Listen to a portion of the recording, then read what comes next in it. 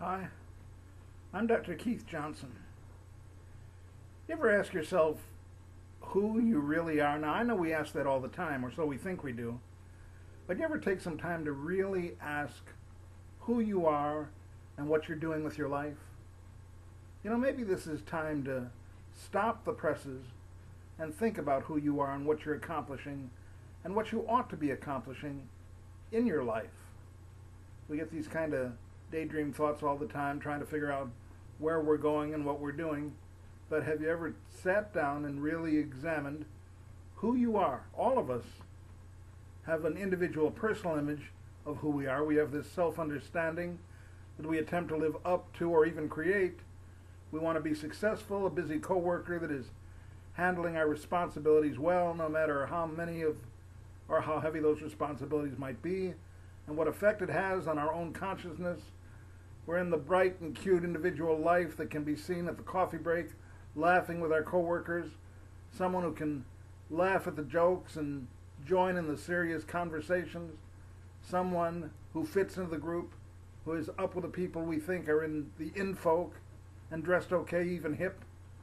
We build an aura of control and sarcasm and backtalk that we only share with certain people. We also share the sarcasm, hoping that within this hub of activity we're accepted, maybe even popular, maybe even sought out for our company accomplishments and our savvy fellow workers. At least that's what we hope.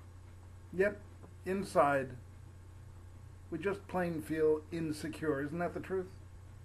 We consistently feel these bottomless pit pains within our stomach, those headaches that we try not to show as we feel the tension to maintain what popularity we think in our mind we must maintain, this false standard to which we must constantly attain so that we can maintain our popularity.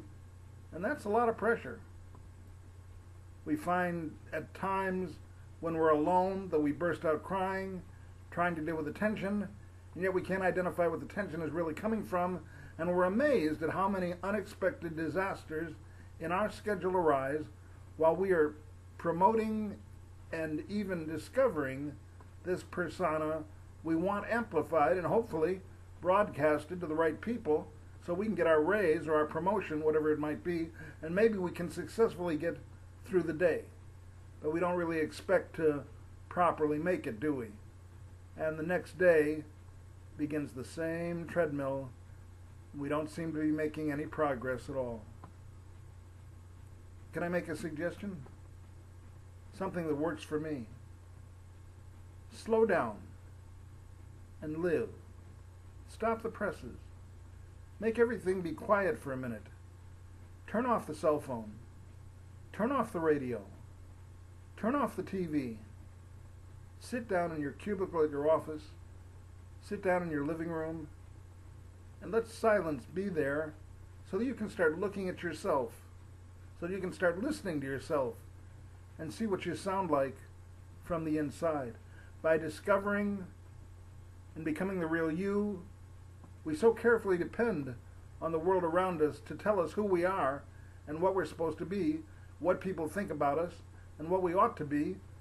All of our life we're told what other people think we ought to be, from mom dressing us up to proper occasion, and television showing us Miss America and Desperate Housewives and how we're supposed to act. We drive ourselves crazy trying to meet all these visual objectives of what we are trying to emulate. You ever think about becoming ourselves? You ever consider the possibility of stopping the turn wheel, determining who you are and who you should be by just being you? So who are you? I'm not asking for me. I don't want to know who you are. I want to know who I am. I want to know if I'm somebody that I'm liked or not liked. Do I really know who I am or what I'm trying to accomplish? Do you know who you are? You spent your life meeting the demands of your parents or doing whatever your kids demanded, or trying hard to do whatever the world pleased or significant other maybe is very demanding on you. Well, stop it. Think about what you want to do and start doing it. Be who you are. Someone that needs to meet your needs. Figure out what your needs are and figure out how you can meet them. Now that's easy to say. It isn't as easy to do. But it is necessary to stop feeling silly or guilty because you're not meeting a certain other person's standard. What do you want to do? What do you really like? What are your passions, your desires, your personal goals that have nothing to do with meeting an image? This is what you live. This is where your heart abides. There's nothing wrong with that. These desires, these needs that you have are inherent, a part of you that makes up your real world and presents your real needs. You need to know yourself and what these needs are. You need to examine your life and start understanding what you really seek in your life, what you really want to do.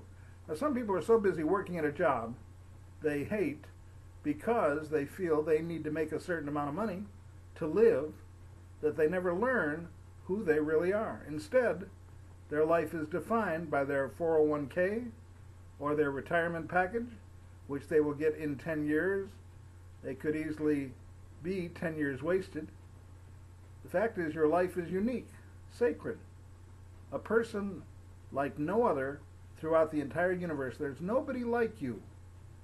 And you need to shine. You need to show off your stuff. You need to speak up. You need to present to the world who you really are before it's too late. We in the world are begging to learn who you really are and what we can learn from you, and then what you think we should be and how we can improve. We want to learn those things from the real you, but we can't if we can't meet the real you. Life travels by very quickly. What has taken so much energy and confusion and tension and excitement and fun soon becomes rubble. And soon something else will be in your place and you'll be forgotten. All those tension, headaches, and problems that we were facing suddenly become garbage. All of the good things we've done will be forgotten. My point? We should make the most of our life right now and be who we are and enjoy life while we can and make life for others as exciting and enjoyable as possible because life is so short. The Bible says we are whipped aside like a piece of grass. The wind comes and blows us away. Life is short. All that energy that you're putting into life at this moment will be wasted in 10 years. Is what you're doing going to be remembered in 10 years? So what are you doing for yourself? What kind of needs are you meeting? How sacred and valuable do you really think you are? Stop trying to be someone else. Stop putting so much energy into things that really don't matter anyway. Soon, we'll all be in the same shape that the shopping center that gets run down is. Run down. Broken. One day the buildings fall apart. The building that you're in now will not be here in 60, 70 years, 100 years. Who knows how long it lasts? Who knows how long you'll last? Invest in yourself. Believe in yourself. If you don't believe in yourself, nobody else does either. Put yourself out there on a limb. Follow your passions. Look for your purpose. Search for your God. And let Him guide you. Give yourself a chance to grow spiritually, emotionally, physically, and mentally. And good luck to you.